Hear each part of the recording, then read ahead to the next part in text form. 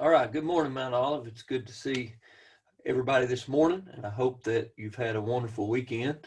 We do ask that you pray for all of our schools as they go back, the kids and the teachers go back to live in person classes in a very uncertain time. So we're asking that you pray for them today, and we'll pray for you, pray for me.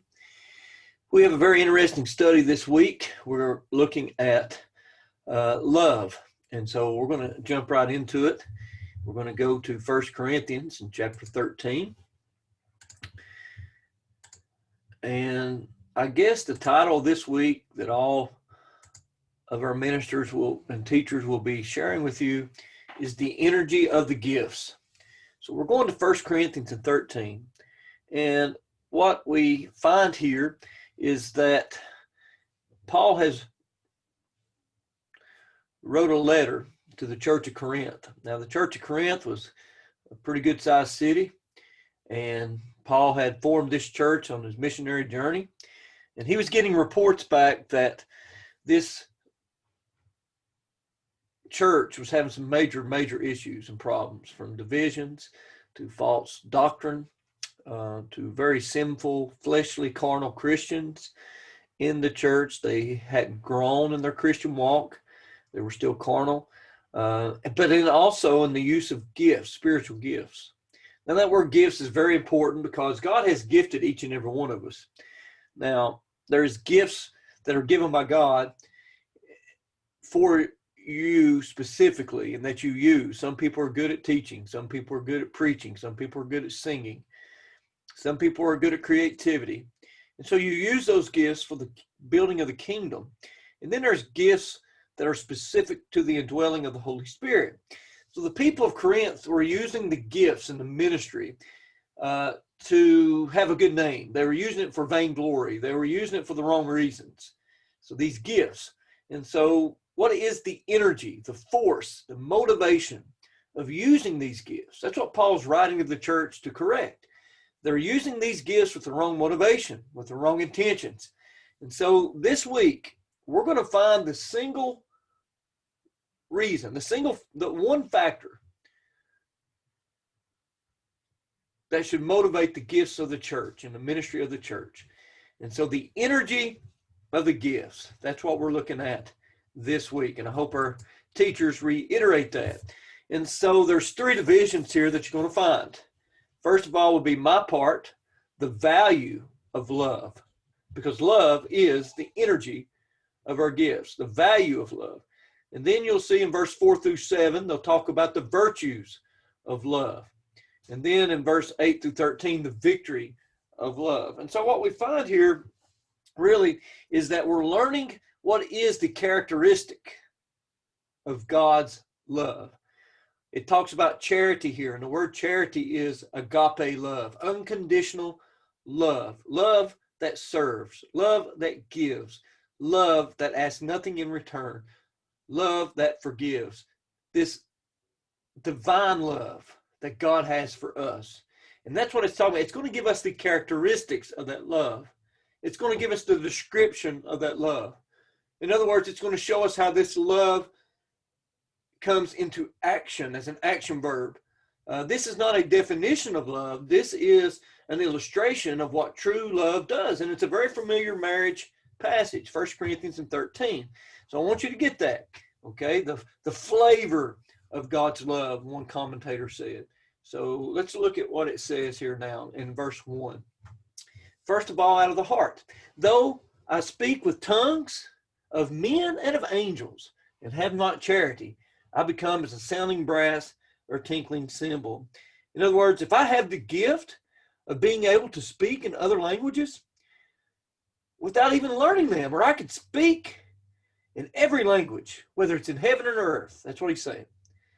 But if I could do all that, but I didn't love others, I'm just making noise, a sounding brass, just cymbals beating together. In other words, you could have the most eloquence of speech, right?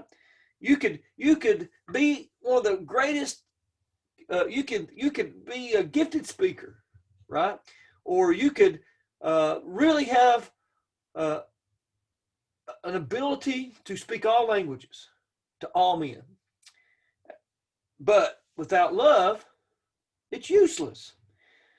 J. Vernon McGee says the most marvelous eloquence without love is nothing in the world but a noisy bell.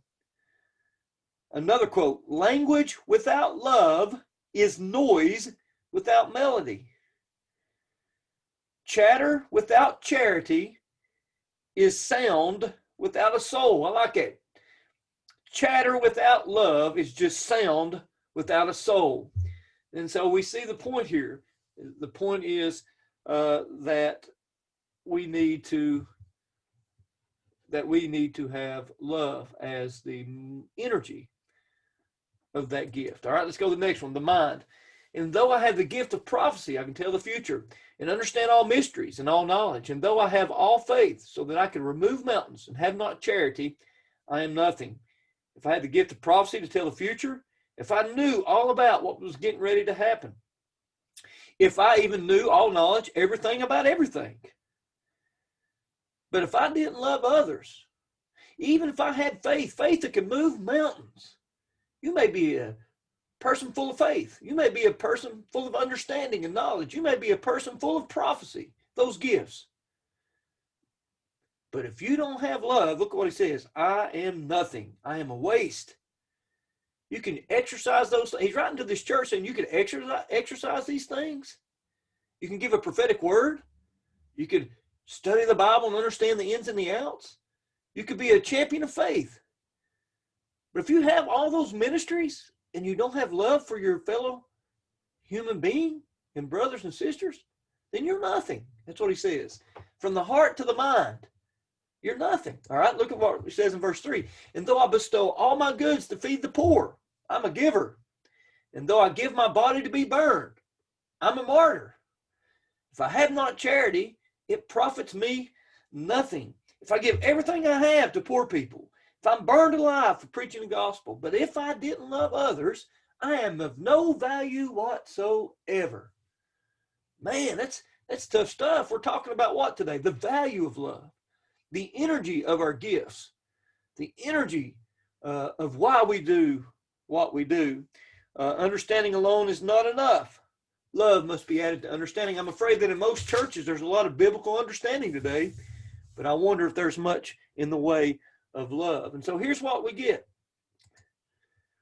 We had a 0 for eloquence. We had a 0 for prophecy. Without love, right? It's a 0. We had a 0 for understanding the Bible and studying scriptures. We have a 0 for faith. We have a 0 for giving to the poor. We have a 0 for being martyred. Even if we do those things, if we have not love, guess what? We're a 0, not a hero, right? But if we do have love, look what it does. Just put love in front of it. And it's an incredible, incredible value. And so I guess the message is pretty clear as we get into this. Paul's writing to correct a church who's using the gifts for vainglory and in the wrong ways. And he says, let's get back to the basics. If I preach, if I sing, if I do a ministry, if I do anything that God's talented me to do, if I do it without love, then it's useless. It's useless without charity.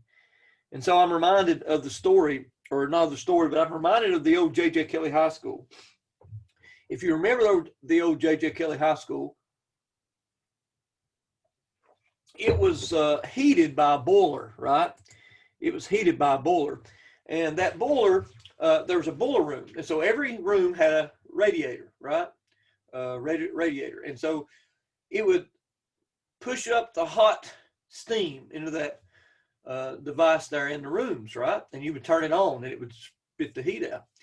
And so that what would happen is in the boiler room, they would put the coal. Have you ever been in the boiler room, old J.J. Kelly? It's kind of a weird place. It's not a very comfortable place to walk into, especially at night. But anyways, they would put that coal into the boiler, and the boiler would burn the coal, and the steam would come up, right? And then that steam would come up through the pipes and go to all the different rooms. Well, on the side of that, on most boilers, they would have another small cylinder, and that cylinder would have a gauge. And because the water and the things were so hot, you couldn't look into it, that gauge would tell you how hot or how cold that water was, or the steam or the chamber. And so, I think sometimes they forgot to look at that, because we go in old J.J. Kelly and it'd be cold in the mornings, right? A lot of people know what I'm talking about. Basketball practice in December, it was cold.